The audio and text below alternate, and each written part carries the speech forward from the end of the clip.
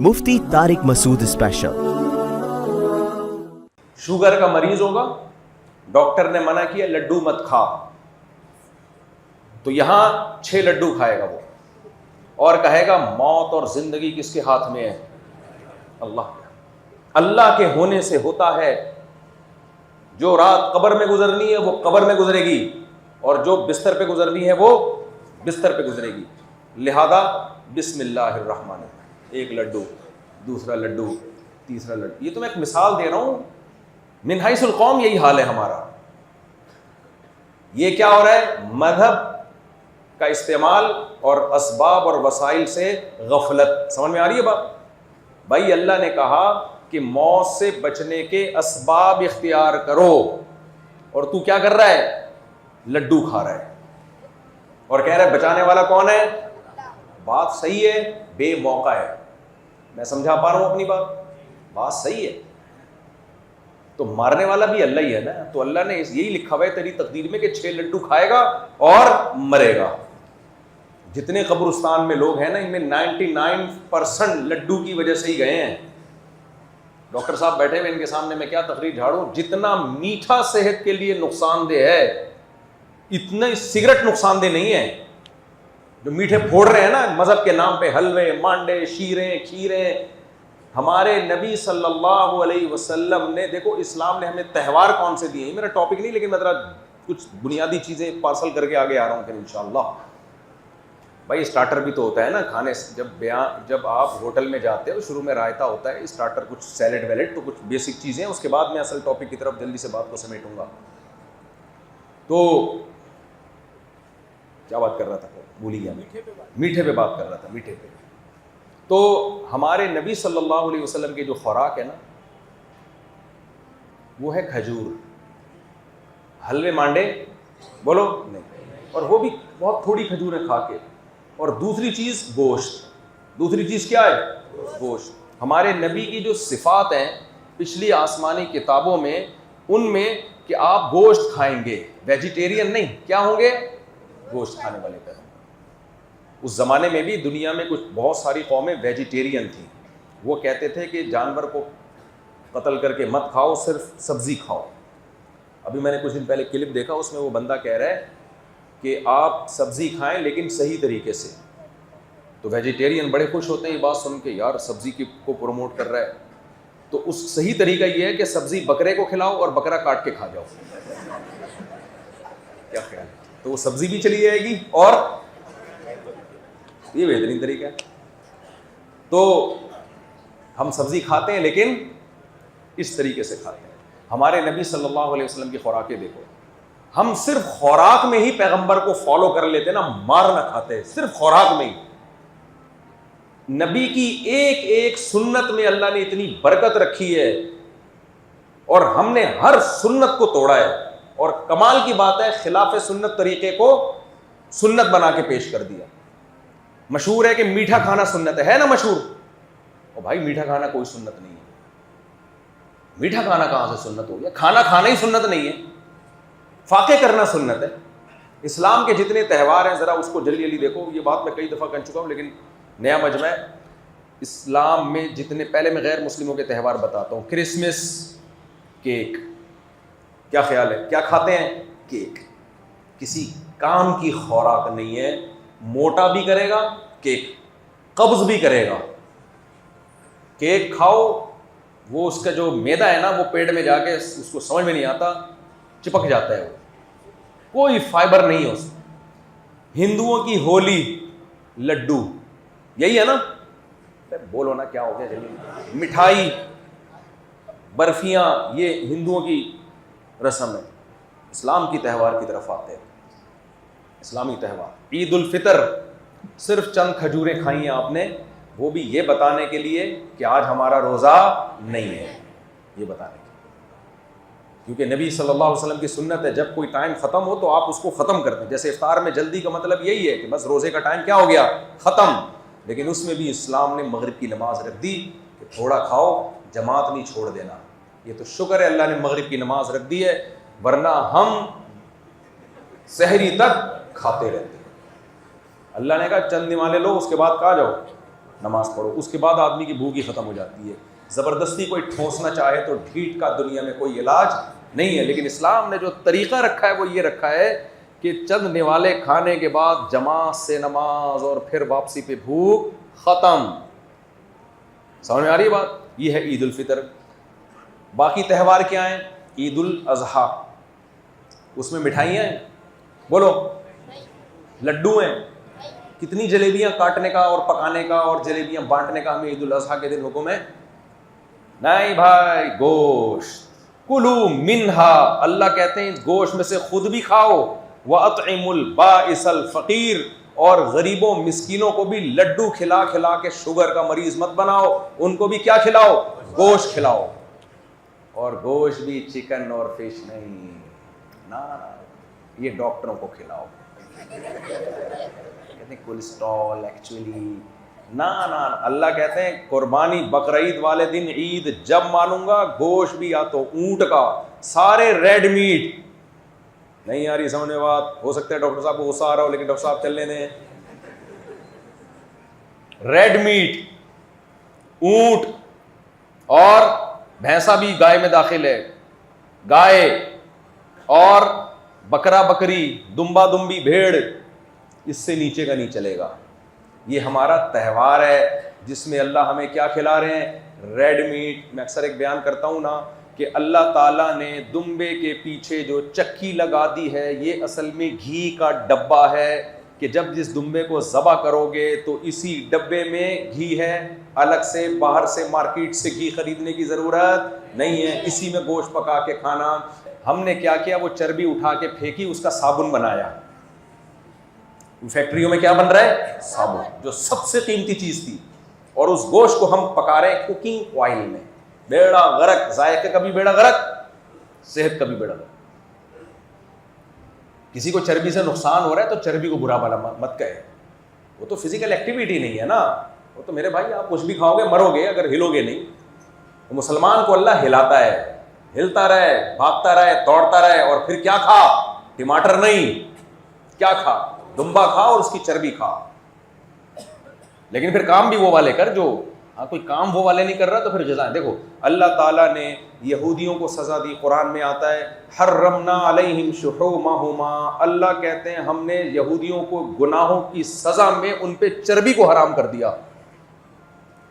گناہوں کی سزا میں نعمتیں حرام ہوتی ہیں نا، کیا خیال ہے؟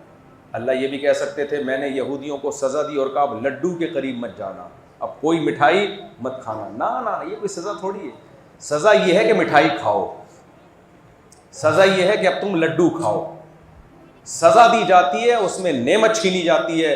کھانے پینے کی کتنی نعمتیں اللہ چھین سکتا تھا ان سے. کیا خیال ہے بھائی؟ یار دیکھو بچہ امتحان میں پاس نہیں ہو رہا، محنت نہیں کر رہا، ماں باپ کہتے ہیں نا بیٹا اب تمہیں سزا ملے گی، تمہیں ٹافی بند، چاکلیٹ بند، یہی کہتے ہیں نا، چاکلیٹ بند، اب لالی پاپ تمہیں نہیں ملے گا، اب پیزا تمہیں نہیں ملے گا.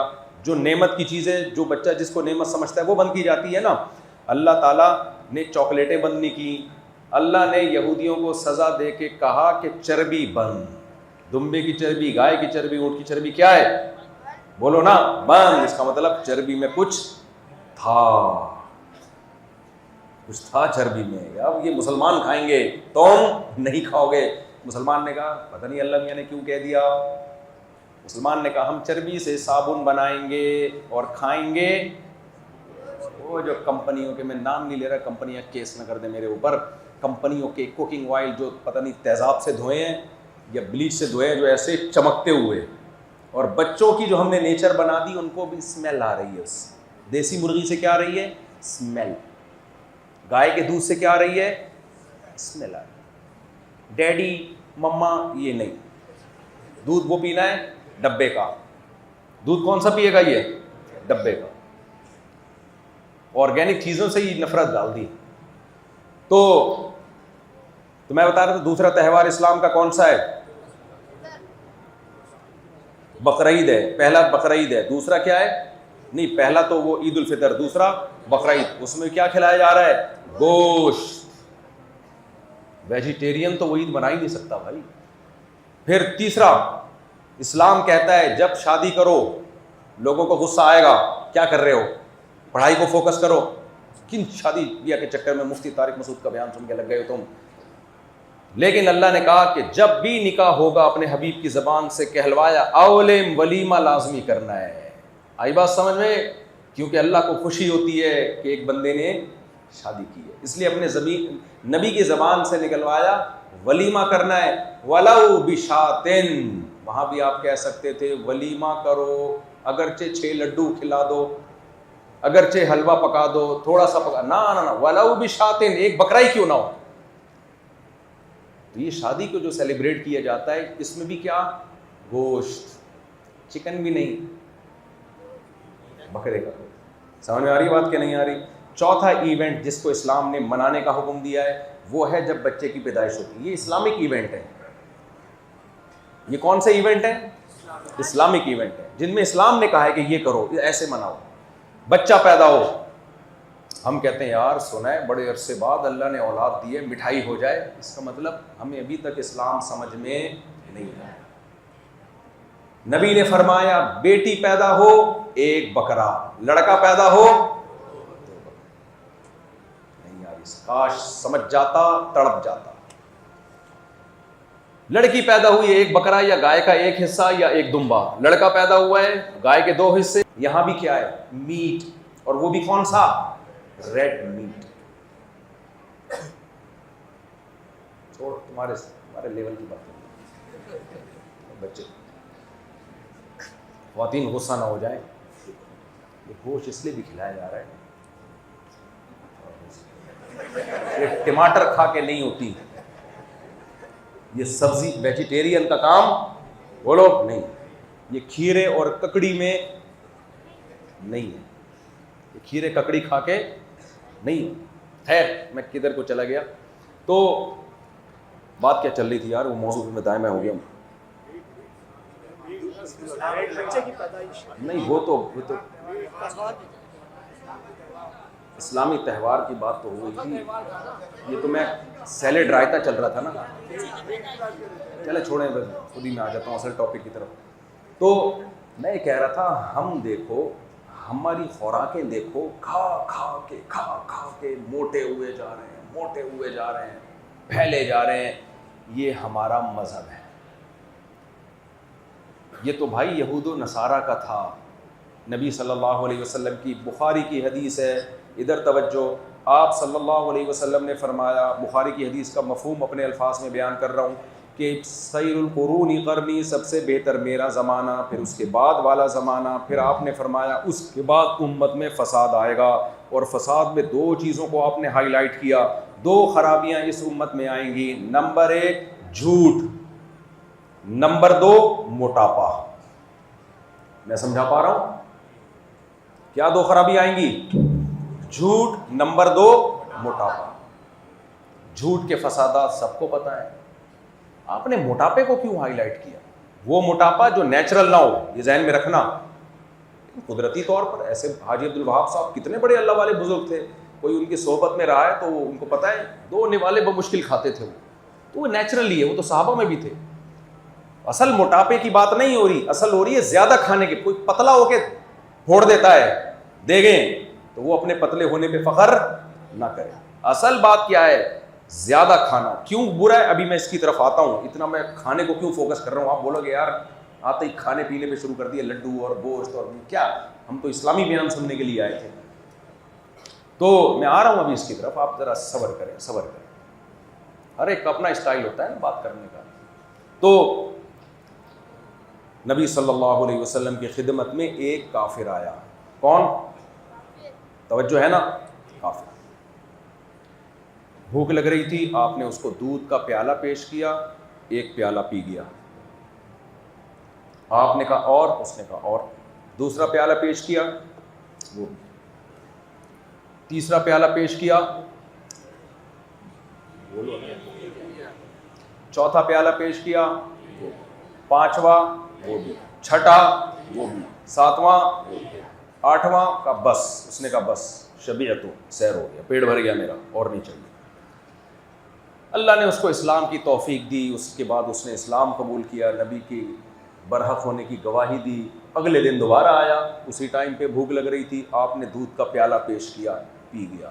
دوبارہ پیش کیا, نہیں. اس نے کہا پیٹ بھر گیا.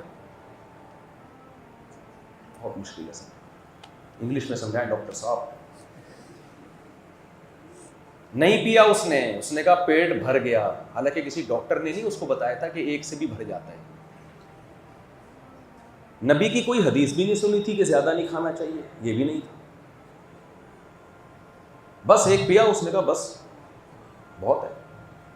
اس وقت آپ نے فرمایا الکافر یأکل فی سبعۃ امعاء. دیکھو کل یہ کافر تھا تو فرمایا کافر 7 آنتیں بھرتا ہے اور مومن 1 آنت بھرتا ہے.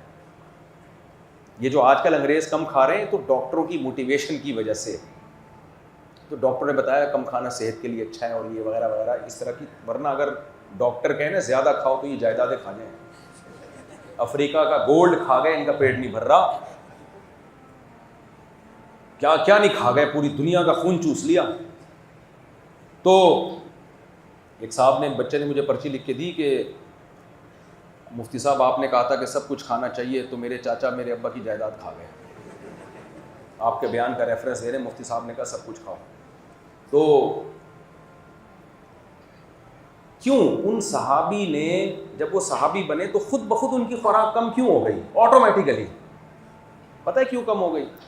اسلام لانے کے بعد ان کو احساس ہوا کہ ہمارا ہدف کچھ اور ہے, اور اس ہدف میں بھرا ہوا پیٹ رکاوٹ بنتا ہے. یہ خود بخود آٹومیٹیکلی ان کو سمجھ. ایک مثال سے بات سمجھاتا ہوں. آپ کا ہدف یہ تھا, آپ کو کسی نے کام دیا کہ تم نے یہاں سے وہاں تک دوڑ کے جانا ہے.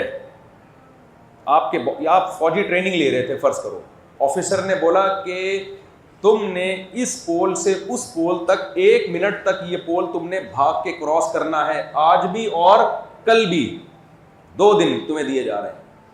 پہلے دن آپ نے 4 پراٹھے پھوڑے کہ جسم میں طاقت آئے گی اور میں یہاں سے لے کے وہاں تک 1 منٹ میں دوڑوں گا. دوڑ لو گے. جب وہ پراٹھے پھوڑو گے, حلوے مانڈے پھوڑو گے, آپ کو نیند آئے گی اور آپ ہونے لگو گے ٹن, سست. آپ سے چلا نہیں جائے گا. آپ بولو گے دوڑ کے کیا کرنا ہے, دوڑوں کیسے بھائی, کیا خیال ہے؟ تو آپ کو عقل آ جائے گی کہ بھائی اگر یہ یہاں سے وہاں تک میں نے دوڑنا ہے تو 4-5 کھجوریں انرجی کے لیے بولو کافی ہیں, باڈی ایکٹیو رہے گی, فٹ فاٹ رہوں گا. 1 آدھ انڈا بھی لے لو ہاف بوائل. خود بخود کھوپڑی کام کرے گی کہ نہیں کرے گی کہ یار اس میں اس بھرا ہوا پیٹ, بھرے ہوئے پیٹ سے یہ کام نہیں ہو سکتا. کیا خیال ہے؟ تو اتنا کھا لو جتنا دوڑنے میں مدد دے. نہیں کھاؤں گا تو بھی نہیں, گلوکوز شوگر کم ہو جائے گی. اتنا کھا لو کہ یہاں سے وہاں تک تگڑ دوڑ سکوں میں. ایک پاگل نے کتاب لکھی 400 صفحوں کی, لوگ بڑی مارکیٹ میں بکی نا وہ کتاب کی, یار پاگل ہو کے کتاب لکھ دی, ایسے لاکھوں میں اس کے ایڈیشن چھائے ہوئے. جب لوگوں نے کتاب کھولی تو پہلے صفحے پہ لکھا تھا گھوڑا کیسے دوڑتا ہے, آگے لکھا تھا تگڑ 400 صفحوں پہ یہ لکھا ہوا ہے. جب بھی میں تگڑ بولتا ہوں مجھے یہ کتاب یاد آ جاتی ہے. تو اس کو خود اگلے دن اندازہ ہو گیا کہ بھائی میرے ہدف کو حاصل کرنے میں سب سے بڑی رکاوٹ بھرا ہوا پیٹ ہے. تو جب وہ کافر نے اسلام قبول کیا نا تو اس کو اندازہ ہو گیا کہ بھائی اب مجھے اللہ کو راضی کرنے کے لیے فجر میں بلکہ تہجد میں اٹھنا پڑے گا. بھرے ہوئے پیٹ کے ساتھ آپ صبح نہیں ہو سکتے. فجر کی نماز جماعت سے پڑھنی پڑے گی. ہم رات کو 1 یا 2 بجے جو شادیوں میں کھانا کھا کے سوتے ہیں, پولیس بھی ہمیں فجر میں نہیں اٹھا سکتی. سمجھ آئی؟ ہمیں اب فرشتہ ہی آ کے اٹھائے گا اور پبلک کندھے پہ اٹھا کے قبر میں پہنچائے گی. جو جنازے ہیں نا قبرستان میں, میجورٹی ان لوگوں کی ہے جو رات کو تافتان اور قورمہ شادیوں میں کھا کے 1:45 بجے گھر پہنچے تھے, اس کے بعد سوئے, اب تک کی رپورٹ کے مطابق سو رہے, ہلا کے دیکھا سانس بھی نہیں آ رہا, تو پھر اعلان کیا ان کو قبرستان لے جاؤ. آئی بات سمجھ میں کہ نہیں آئی؟ ایک خاتون کے شوہر کا انتقال ہو گیا.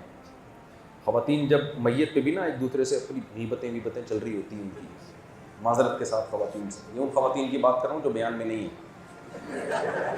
تو خواتین کے ساتھ یہ ہوتا ہے دوپٹے بھی چیک ہو رہے ہوتے ہیں، شاپنگ واپنگ بھی، اور یہ سب چیزیں باتیں ان کی میتوں میں. رشتے بھی میں نے خود دیکھی، ایک شادی میت پہ سیٹنگ ہوئی تھی لڑکا لڑکی کی، اور ماشاءاللہ آج ان کے بچے میت پہ لڑکی بھی رو رہی تھی، لڑکا بھی. تو روتے روتے ایک دوسرے کو دیکھا تو لڑکے نے امیج کیا کہ اگر یہ نہیں روئے تو کیسی لگے گی. روتے ہوئے تو کوئی بھی اچھا نہیں لگتا نا. اے آئی سے لڑکی نے بھی بنائی، ایک اے آئی آج ایجاد ہوئی ہے نا، ایک انسانی دماغ بھی انٹیلیجنس ہے، وہ خود بنا لیتا ہے کہ اگر نہیں روئے تو صحیح ہے، پھر یہ قبول ہے. تو اب ساری زندگی تھوڑی رونا ہے. وہ تو پھر میرے تو اس لڑکے کو پتا تھا میرے نکاح کے بعد اب رلاؤں گا میں اس کو، ابھی تک تو کیا ہے، ابھی تک تو صحیح ہے. تو ان کی باقاعدہ میت پہ سیٹنگ ہوئی، شادی. مجھے خود لڑکے نے بتایا، میں نے کہا یار کیسے پسند کیا، کہنے اس طرح سے ہوا تھا، دونوں جنازے پہ آئے ہوئے تھے، تاڑ لیے ایک دوسرے کو، شادی ہو گئی.